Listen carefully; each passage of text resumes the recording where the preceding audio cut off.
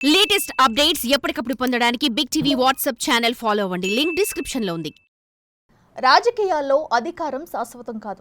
ఎప్పుడు ఏదైనా జరగవచ్చు. అధికారంలో ఉన్నప్పుడు అంతా తామయని రెచ్చిపోయిన కొందరు నేతలు ప్రస్తుతం భయంతో వణికిపోతున్నారట. నాడు ప్రభుత్వ భూములను ఇష్టారాధ్యంగా పట్టాలు రాయించుకున్న వారంతా కాళ్ల బేరానికి కూడా సిద్ధమయ్యారట. తాజా పరిణామాలతో ఆక్రమించుకున్న భూములను తిరిగి ఇచ్చేందుకు గులాబీ నేతలు క్యూ కట్టడం హాట్ టాపిక్ గా మారింది. ఇంతకీ ఇంత భయానికి గురవుతున్న నేతలు ఎవరు? వారు చేసిన తప్పిదాలేంటి? Watch this story. సిరిసిల్లలో వణికిపోతున్న బీఆర్ఎస్ నేతలు. ప్రభుత్వ భూములు ఆక్రమణలపై సర్కార్ కొరడా. వివిధ కేసుల్లో అరెస్టవుతున్న కేటీఆర్ అనుచరులు. పట్టా భూముల అవకతవకలను బయటకు తీస్తోన్న అధికారులు. ఆక్రమించుకున్న భూముల అప్పగింతకు అంగీకారం.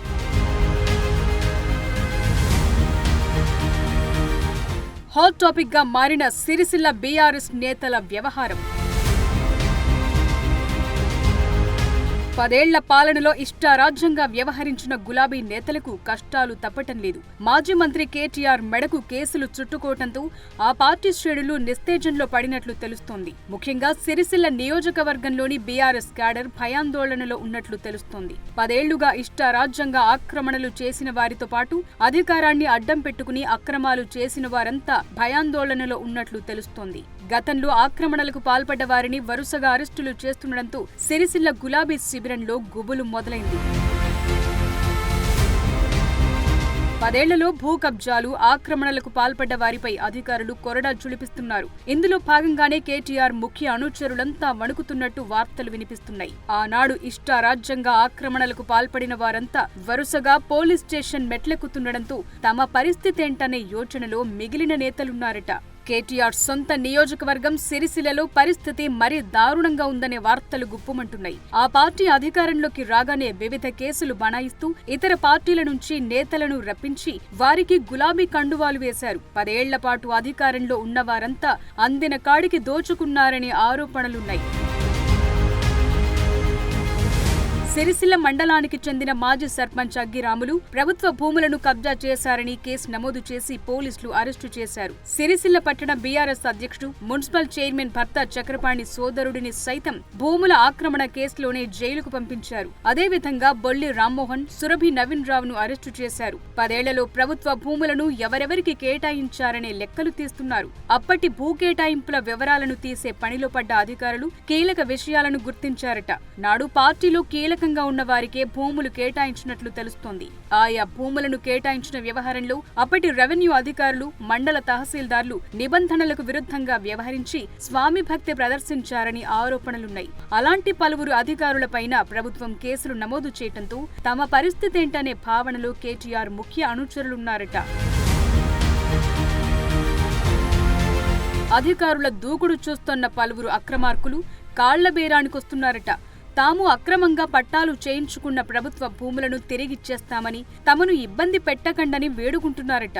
అందులో భాగంగానే తంగళ్లపల్లి మండలానికి చెందిన మిట్టపల్లి పద్మ జవహర్ రెడ్డి అనే తాజా మాజీ సర్పంచ్ అక్రమంగా పొందిన 3 ఎకరాల భూమి పాస్బుక్లను తిరిగిచ్చేశారు. జిల్లా కలెక్టర్తో పాటు ఎస్పీని కలిసి నిబంధనలకు విరుద్ధంగా తాను భూమిని పొందానని తిరిగి ఇస్తున్నట్టు స్వాధీన పత్రం రాసి పాస్బుక్లనిచ్చారు.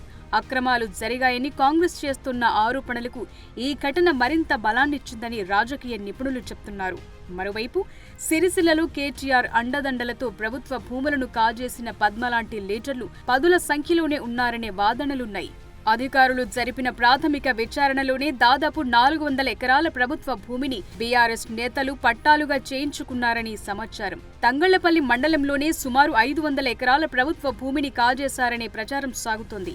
అయితే 2 నేతలు అరెస్టు కావటం, పద్మ జవహర్ రెడ్డి తిరిగి పాస్బుక్లు ఇచ్చేయటంతో మిగతా నేతల్లో గుబులు మొదలైందనే టాక్ నియోజకవర్గ వ్యాప్తంగా సాగుతోంది.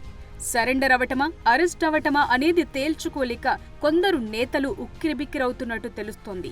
తమ పరిస్థితిని బాస్కు చెప్పుకుందామంటే ఆయనే ఫార్ములా ఈ కేసులో ఇరుక్కోవటంతో ఏం చెయ్యాలో తెలియని సందిగ్ధంలో second cadre నేతలున్నారట.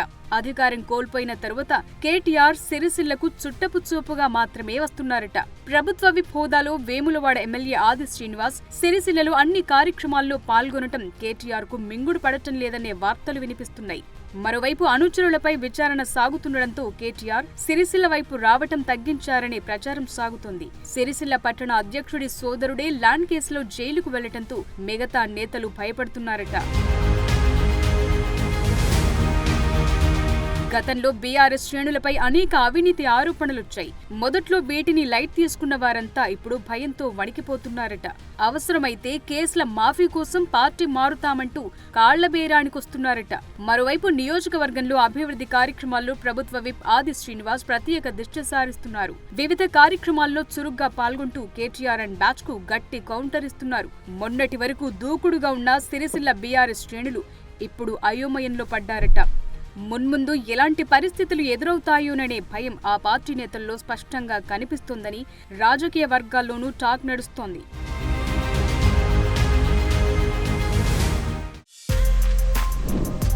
For more videos like this, subscribe Big TV channel.